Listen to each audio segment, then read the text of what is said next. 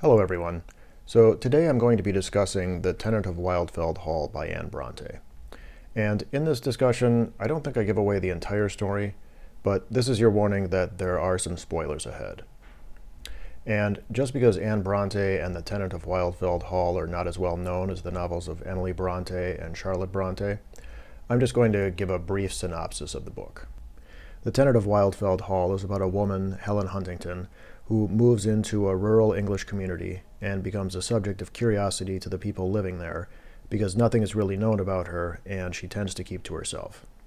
One of the men in the community, Gilbert Markham, becomes fascinated by her and attracted to her, and after she gently rebuffs his advances and he starts to believe she has become romantically involved with one of his friends, Markham confronts her, and she responds by giving Markham her diaries to read to explain why she can't have anything to do with him. And he learns from those diaries that she has run away from a bad marriage and is in hiding with her son from her husband and is not free to marry. At the time the book came out, it was considered kind of scandalous because of the way it portrayed the heavy drinking, domestic violence, and the infidelity of not just Helen's husband, but several of the characters. One of the scenes in particular that was controversial was where Arthur and Helen have been arguing, and Helen goes to her bedroom and locks the door and refuses to allow him in, which at the time was actually illegal. At the time the book was written, a wife and everything she owned was the property of her husband. And I believe I read somewhere that the implication of her locking her door was not just not allowing her husband to see her, but she was also denying him access to conjugal relations, i.e., she wasn't allowing him to have sex with her, which, as her husband's property, she was not legally allowed to do. And this action was one of several where Helen steps out of bounds as far as what a woman was allowed to do in the Victorian England time period of the novel. The other big one would be Helen leaving her husband, and not just leaving her husband, but taking their son with her, because, again, she's his property. And I didn't find anything about taking their son being a bigger deal than just leaving, but I have to imagine that at that time, taking not just their child, but her husband's firstborn and only son, who would have been his heir, had to have been a big deal. And the other place where Helen would have stood out from what women were supposed to do at the time would have been having a job. Helen is able to make money and support herself by her paintings. Now, Helen, as the wife of a member of the landed gentry, would not normally have had a job like painting. A job like that, from what I've read, would have been seen as beneath her station. Helen's job would have been more along the lines of managing the household staff and organizing social gatherings, as well as being a doting wife and producing children. And I think one of the reasons the book is not more well known is in part because of what was scandalous and controversial about it. At the time it came out, it sold very well and was popular, but when it came time to reissue it, Anne Bronte had passed away, and her sister Charlotte chose not to allow the book to be republished because of the things that made it scandalous and controversial, the portrayal of domestic violence and heavy drinking. One of the theories also is that the portrayal of Arthur Huntington reminded Charlotte too much of the Bronte sisters' brother Branwell, who was an alcoholic and drank himself to death, and Charlotte didn't want that part of their lives exposed. Another reason Charlotte didn't really care for the book was she thought the stress of writing it killed her sister Anne. But whatever the reason Charlotte had for not wanting the novel to be reissued, that decision has relegated Anne Bronte to existing in the shadows of her sisters and their far more well-known novels, Jane Eyre and Wuthering Heights. I feel like even now today, that kind of has remained the case, partly because Charlotte didn't allow it to be republished until 6 years after it was first published, and partly because, in my opinion, the basic story of Tenant of Wildfell Hall feels a little cliched. A young woman falls in love with a handsome man who's kind of a bad boy, and she thinks she can change him or fix him, and they get married, and it turns out she can't change him or fix him, and he just gets worse and cheats on her. It just feels like that story has kind of been done 1,000 times already. And that's not to denigrate the novel. I actually loved the book. I just think from our perspective in the early 21st century, that story seems like it's been done to death. However, things that are cliched only feel cliched because we've seen them a bunch of times, And so when The Tenant of Wildfell Hall was first published, it probably did feel fresh and exciting and original, but the, to us, cliched story had seemed to me to be the reason that Anne Bronte has always existed in the shadows of her two sisters. But looking around TikTok and YouTube, it seems in the last 10-ish years that has started to change because the book is very popular on both of those platforms, which on the one hand is great because I think it is a beautifully written book and deserves to be more well known.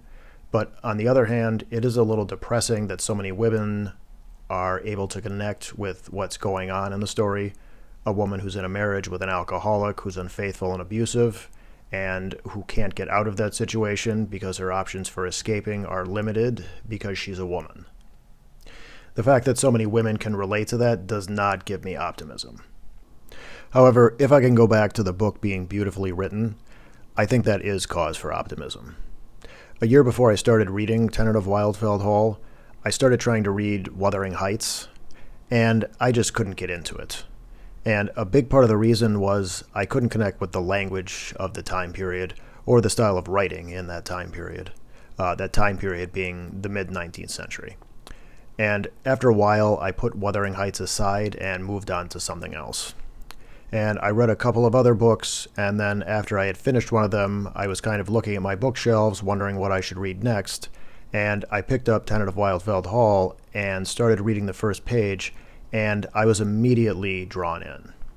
Because the prose is absolutely beautiful. The prose of the novel reminds me of a description somebody made of F. Scott Fitzgerald's prose in The Great Gatsby, where they described it as like a perfectly tuned piano, and if you took a tuning fork to it and tested all the notes on the piano, every one of them would ring true.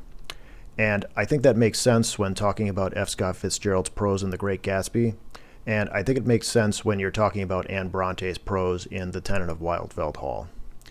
I think it's a shame Anne Bronte wasn't able to write any more novels before she passed away, because with her great writing and her absolutely beautiful prose, I think if she had more time to hone her craft and her skills as a writer, she could have written something maybe even better than Jane Eyre or Wuthering Heights. And that observation about Anne Bronte's prose leads me to what may be a controversial opinion to some, and that is that of all the Bronte sisters, I think that Anne Bronte is the best writer. I think her prose is the best. But I think in addition to what I've already cited about why Anne isn't as highly regarded as her sisters, I think the story of Tenant of Wildfell Hall isn't as strong as Jane Eyre or Wuthering Heights. After I read Wildfell Hall, I went back and read Wuthering Heights, and then read Jane Eyre. That was kind of my survey of the Bronte sisters. And like I said, in my opinion, Anne is the best writer. Her prose is the most beautiful. But Charlotte and Emily are better storytellers. I think if you had to pick between the two of them, which was a better storyteller, it would be subjective. Jane Eyre usually gets picked as the best novel of the Bronte sisters, and I think that's because it's not as dark as Wuthering Heights. But I think if you're looking for something more dark and gothic, you'd probably want to say Wuthering Heights. Jane Eyre is gothic too, but I think if you're looking for something dark, you're probably looking for Wuthering Heights. And if you're looking for more of a happy ending, you would want Jane Eyre. The ending of Tenant of Wildfell Hall is happy too, and I think even happier than Jane Eyre, although Wildfell Hall's ending is to me a little formulaic, but I liked it, because given the reputation Wuthering Heights had, and having read The Picture of Dorian Gray before I read Tenant of Wildfell Hall, I had been expecting another terrible, horrible, depressing ending, and I was pleasantly surprised by the ending of Wildfell Hall. And I don't care if it was a little cliched and a little formulaic. I liked it because the world we're living in kind of sucks, and it feels like we're getting sucked into the 10th level of hell, and I was pleasantly surprised by the happy ending. There is one last observation I want to make. In The Tenant of Wildfell Hall, Arthur Huntington, Helen's husband, teaches he and Helen's son to swear and be nasty to Helen the way Arthur is, and in Wuthering Heights, Heathcliff teaches Hareton Earnshaw to swear at his father Hindley. Now, given that Arthur Huntington seems to have been inspired by the Bronte sisters' brother Branwell, who was an alcoholic and died of his alcoholism, And the fact that you see this behavior in two of the Bronte sisters' books makes me wonder if this is something their brother did when he was an alcoholic. The sort of problem with that idea is that Heathcliff isn't described as an alcoholic. However, he is kind of a brutish, nasty person, so maybe that's why Charlotte Bronte assigned that nasty behavior to him. It is worth noting that Hindley Earnshaw became an alcoholic after his wife died. So maybe Charlotte Bronte punished the alcoholic character by having him be tormented by something that maybe her brother did in real life. And so she's using that thing her brother did as an alcoholic that she most likely hated and is using that to punish a facsimile of her brother in the book. I don't know, that seems maybe a little convoluted and kind of a stretch. I guess I don't really know what to make of Charlotte Bronte doing that, but what I am sure of is that the two sisters had in their books an older father figure type character, corrupting a younger, impressionable character by teaching him to swear at someone who was their parent. And one of them had the character who was most likely based on their alcoholic brother do this. I'm not quite sure what that means, but if anyone has any theories, I would love to see them in the comments. To close out, I'd like to read some passages from the book I enjoyed. Thank you for watching. I have not yet said that a boy should be taught to rush into the snares of life, or even willfully to seek temptation for the sake of exercising his virtue by overcoming it. I only say that it is better to arm and strengthen your hero than to disarm and enfeeble the foe. And if you were to rear an oak sapling in a hothouse, tending it carefully night and day, and shielding it from every breath of wind, you could not expect it to become a hardy tree, like that which has grown up on the mountainside, exposed to all the action of the elements, and not even sheltered from the shock of the tempest. What is it that constitutes virtue, Mrs. Graham? Is it the circumstance of being able and willing to resist temptation, or that of having no temptations to resist? Is he a strong man that overcomes great obstacles and performs surprising achievements, though by dint of great muscular exertion, and at the risk of some subsequent fatigue? Or he that sits in his chair all day, with nothing to do more laborious than stirring the fire, and carrying his food to his mouth? If you would have your son to walk honorably through the world, you must not attempt to clear the stones from his path, but teach him to walk firmly over them. Not insist upon leading him by the hand, but let him learn to go alone. I was not aware of it. If I did, it was not for pleasure at the thought of the harm I had done you. Heaven knows that I have had torment enough at the bare possibility of that. It was for joy to find that you had some depth of soul and feeling after all, and to hope that I had not been utterly mistaken in your worth.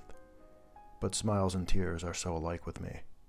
They are neither of them confined to any particular feelings. I often cry when I am happy, and smile when I am sad.